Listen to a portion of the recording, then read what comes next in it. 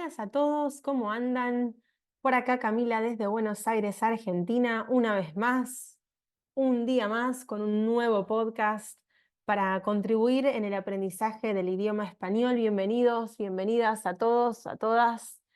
Desde este lado la idea es un poco aportar valor, conocimiento, vocabulario, ¿sí? a su trayecto en el aprendizaje de este idioma. Soy nativa del español, este es mi acento. Voy a hablar durante todo el podcast con mi acento y un poquito sobre mi acento. Para los que ya estuvieron escuchando otros podcasts, hablamos de que mi acento particularmente dentro del idioma español se llama rioplatense y es un acento que justamente se da en gran parte de Argentina y en Uruguay, que es una zona donde pasa o donde corre el río de la Plata, de ahí viene el nombre rioplatense. Y como todos los acentos dentro de un idioma, tiene diferentes características. Hablamos un poco de la pronunciación de la Y y de la L, sobre todo cuando están seguidas de vocales. Hablamos también del voceo, que es el cambio del pronombre tú, que no se usa, sino que se usa el vos. Y hoy vamos a estar hablando un poco de la S aspirada. La hemos mencionado antes, apareció en algún otro podcast, pero hoy vamos a hablar un poco más específicamente, ¿sí? De la S aspirada. En el acento rioplatense, cuando la S está seguida de una vocal, en palabras como sol, ¿sí? O sala o casa, no sufre ninguna variación con el resto de los acentos, al menos de Latinoamérica, ¿sí? Se pronuncia la S normal con la vocal que le sigue y no pasa nada. Ahora, cuando la S está seguida por una consonante, algunas de las consonantes más populares son la P, la T y la C. Entonces se produce un sonido que se llama aspiración o S aspirada. Lo que quiere decir es que naturalmente, para mí la palabra español no suena español, sino que suena español. No suena español, yo no elimino la S, sino que la aspiro. Es como, entonces, español, español. No es español ni español. Al menos en el acento rioplatense, tal vez sí lo es en otros acentos. Pero en mi acento esto suena como español.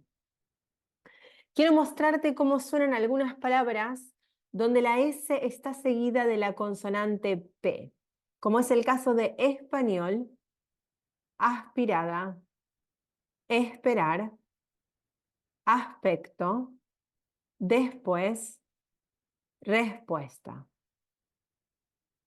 Interesante la palabra después, porque tenemos una S aspirada en el medio, pero una S normal al final. Después, después.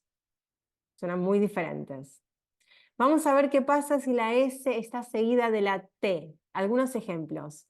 Estudiar, estar, asterisco, castor, bastante, acostarse, esto, esta, estresante. Y de la C, la S seguida de la C, escuchar, mosca, casco, asco, disculpas, discutir, descansar.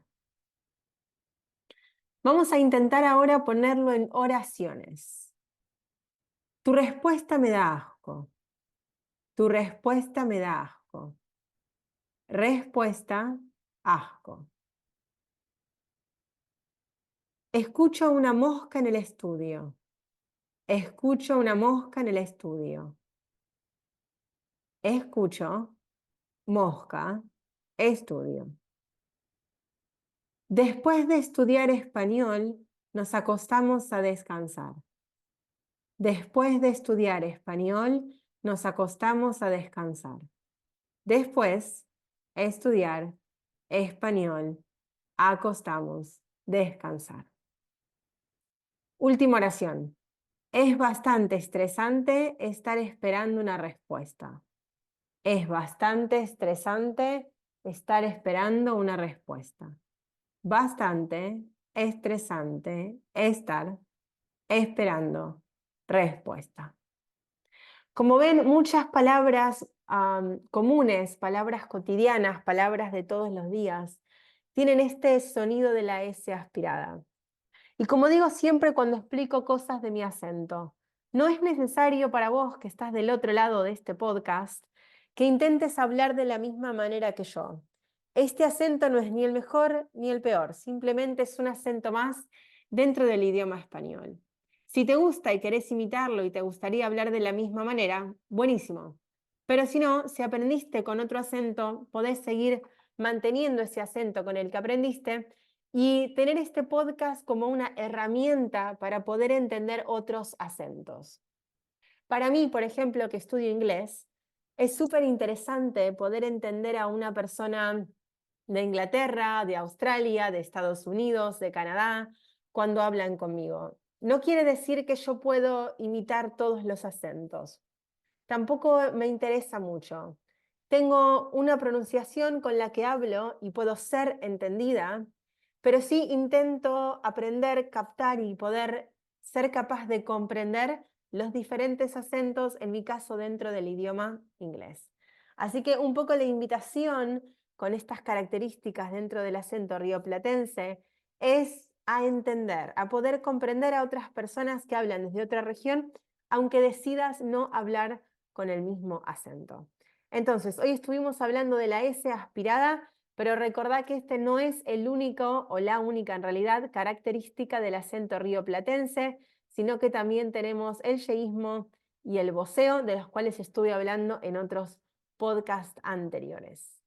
Espero que este muy breve, esta breve conexión te haya servido, te haya aclarado, te haya sacado dudas y te haya ayudado a practicar un poco hoy tu escucha dentro del idioma y el acento español. Nos vemos muy pronto en el próximo podcast.